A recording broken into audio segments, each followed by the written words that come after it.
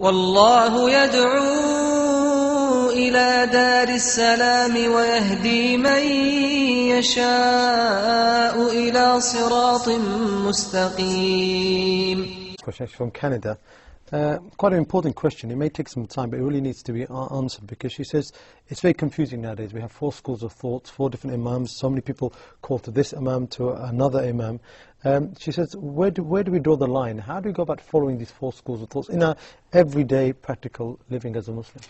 As a matter of fact, it is on the contrary. It is much clearer now than before that the 4 schools of thoughts are not for different religions, nor even for different sects or parties in Islam undergoes the ruling of this ummah will be divided into 73 sects. Not at all. Exactly. The 4 schools of thoughts were founded by 4 great scholars, came in different areas and different timings. Of course, the first was Al-Imam Abu Hanifa, may Allah have mercy on him, in Iraq.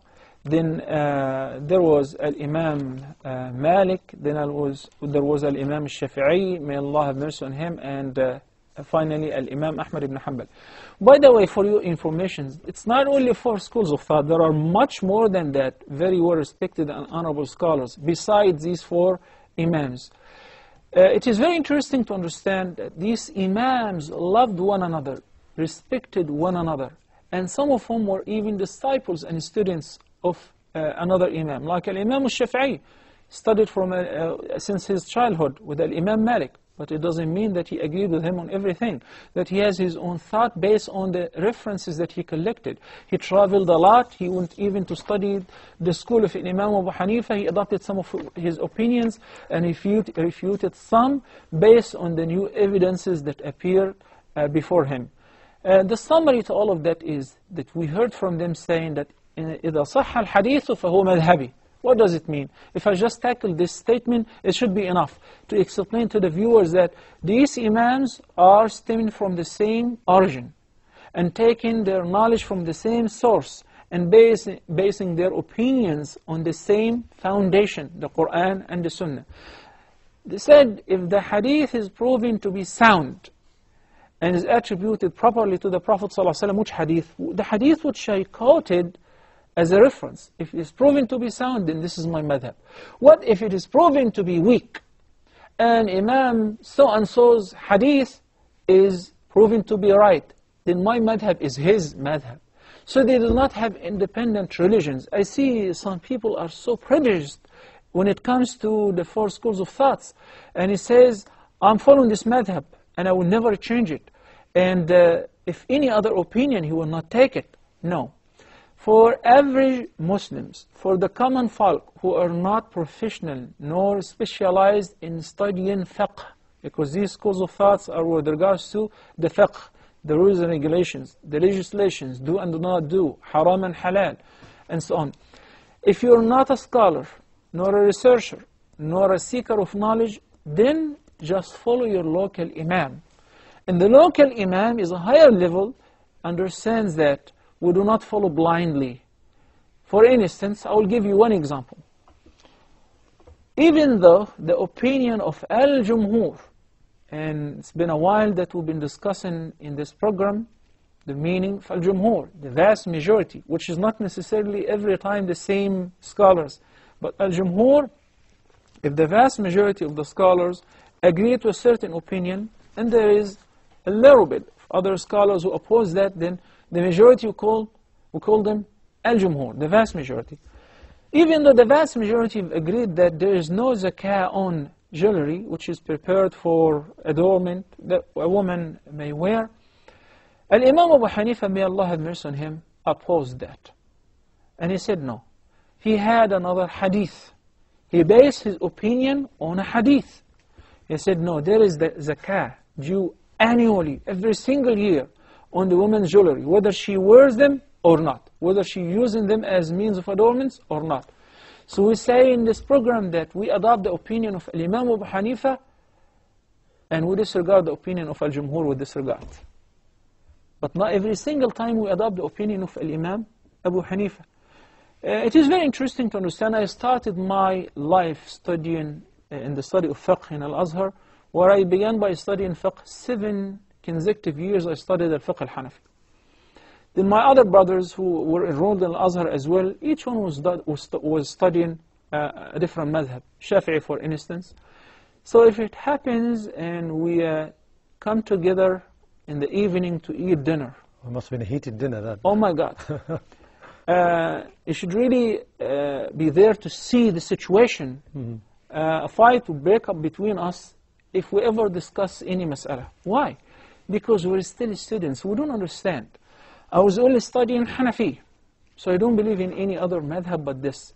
And I was totally sold that. I believed in everything was said in this madhab. Then later on, when we joined college, we had to study comparative fiqh, the different schools of thoughts, Shafi'i, Hanafi, Maliki, and Imam Ahmad ibn Hanbal, with regards to the same mas'ala, the same case, the same question. Then you come to enlarge your understanding and widen your mind and understand that this is religion. This is deen to be taken from the Quran and from the Sunnah of the Prophet ﷺ, not from any other person. These scholars base their views on the available references that they collected. And they made ijtihad. Ijtihad is a possible and permissible effort to be exerted in finding a solution or an answer for a mas'ala that doesn't have an immediate or a shortcut or a straightforward answer due to lack of evidence or references in this case. And Nabi sallallahu alaihi wasallam said, for such mujtahid who's a great true scholar that has to achieve certain conditions so that to be considered as a mujtahid. A true scholar who have memorized the entire Quran and several thousand hadith, authentic hadith, and understands the difference between the sound hadith and the weak hadith, the different categories of hadith, masters the aqidah, and most importantly, master the different categories of the Arabic language. Not just understood it. Not just understood it, but he mastered it. Let's take this phone call first and we'll resume. Jazakallah khair. Okay. So that you will forget to resume the answer to the question of the four schools of thought. Okay, Karen, finish this question first. Inshallah, we'll finish this first, then inshallah we'll tackle the issue of the month of Ramadan. So I requested from one of my dear friends, Dr. Hatim, to present a program concerning the evolution of fiqh in order to explain to the viewers that these schools of thoughts are not different religions or even different sects. This is not Catholic and Protestant, no. This is the same deen, the same madhab, the same manhaj, the same mainstream of the ummah. So when it comes to concluding the ahkam, if you are a seeker of knowledge, you will base your opinion on the sound reference, regardless who adopted this opinion, even if he's not my imam. And you will get to understand this after you study thoroughly the different schools of thoughts. And if you are an ordinary person, that's not your role to pick and choose and say, I think I prefer this, or I like that. No, it's not up to you then. Then you rely on the view of your local sheikh who studied the different schools of thoughts and understood it. I also wanted to remind you, brothers and sisters, that there were other scholars besides the four great imams, such as Al-Layth, Ibn Sa'd, such as the students of Imam Abu Hanifa, may Allah mercy on him, Zufar wa Muhammad wa Abu Yusuf, and Muhammad ibn al-Hasan, such as Imam al-Hasan al-Basri, and so many others that came before or even after them. But these are the four most imams. Shaykh al-Islam ibn Taymiyyah, may Allah have mercy on him, is a great example of concluding the hukm after studying the all different schools of thoughts in his series of al-Fatawa. It is an amazing collection where you find an answer for one mas'ala, he presents the different views. Imam Abu Hanifa said so and so, Imam al-Shafi'i said so and so. He presents the different opinions, then he concludes the right opinion based on the sound reference.